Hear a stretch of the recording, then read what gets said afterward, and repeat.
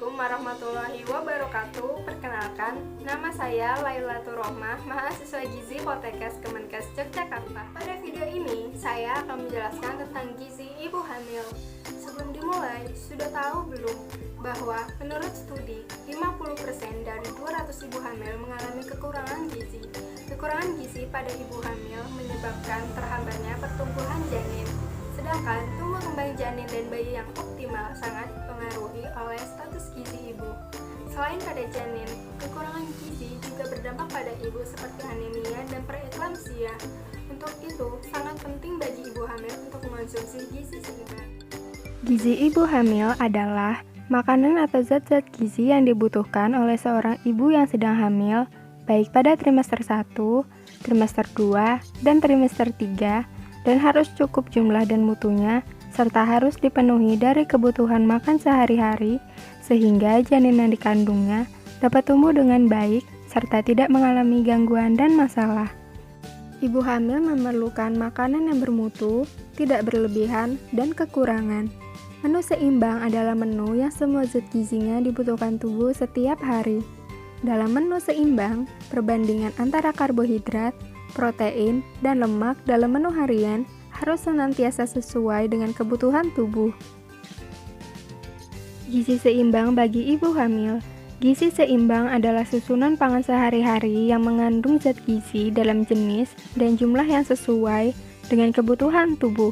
Dengan memperhatikan prinsip keanekaragaman pangan, aktivitas fisik, perilaku hidup bersih, dan memantau berat badan secara teratur, dalam rangka mempertahankan berat badan normal untuk mencegah masalah gizi. Ada 10 pedoman gizi seimbang, yaitu biasakan mengonsumsi aneka ragam makanan pokok, batasi konsumsi panganan manis, asin, dan berlemak, lakukan aktivitas fisik yang cukup dan pertahankan berat badan ideal, biasakan mengonsumsi lauk pauk yang mengandung protein tinggi, cuci tangan pakai sabun dengan air mengalir, biasakan sarapan pagi, biasakan minum air putih yang cukup dan aman, banyak makan buah dan sayur, biasakan membaca label pada kemasan pangan, syukuri dan nikmati aneka ragam makanan. Sementara untuk ibu hamil, ada tambahan 4 pesan khusus. 1. Biasakan mengkonsumsi aneka ragam makanan untuk memenuhi kebutuhan energi, protein, dan vitamin, serta mineral sebagai pemeliharaan, pertumbuhan dan perkembangan janin, serta cadangan selama masa menyusui. 2. Batasi mengkonsumsi garam tinggi untuk mencegah hipertensi karena meningkatkan risiko kematian janin, terlepasnya plasenta, serta gangguan pertumbuhan. 3. Minum air putih yang banyak, mendukung sirkulasi janin, produksi cairan amnion, dan meningkatnya volume darah, mengatur keseimbangan asam basa tubuh, dan mengatur suhu tubuh. Asupan air minum ibu hamil sekitar 2-3 liter per hari atau 8-12 gelas sehari. 4. Batasi minum kopi. Kandungan kafein dalam kopi meningkatkan buang air kecil yang berakibat dehidrasi, tekanan darah meningkat, dan detak jantung meningkat. Zat-zat gizi yang perlu mendapat perhatian dalam konsumsi ibu hamil. 1. Sumber tenaga atau karbohidrat. Digunakan untuk tumbuh kembang janin dan proses perubahan biologis yang terjadi dalam tubuh yang meliputi pembentukan sel-sel baru, pemberian makanan dari ibu ke bayi melalui plasenta, serta pembentukan enzim dan hormon penunjang pertumbuhan janin. Banyak terdapat pada beras, umbi-umbian, kentang, jagung, roti, dan lain-lain. 2. Protein. Diperlukan sebagai pembentuk jaringan baru janin. Kekurangan asupan protein dapat berpengaruh terhadap pertumbuhan janin, keguguran, bayi lahir dengan berat badan kurang, serta tidak optimalnya pertumbuhan jaringan tubuh dan jaringan pembentuk otak.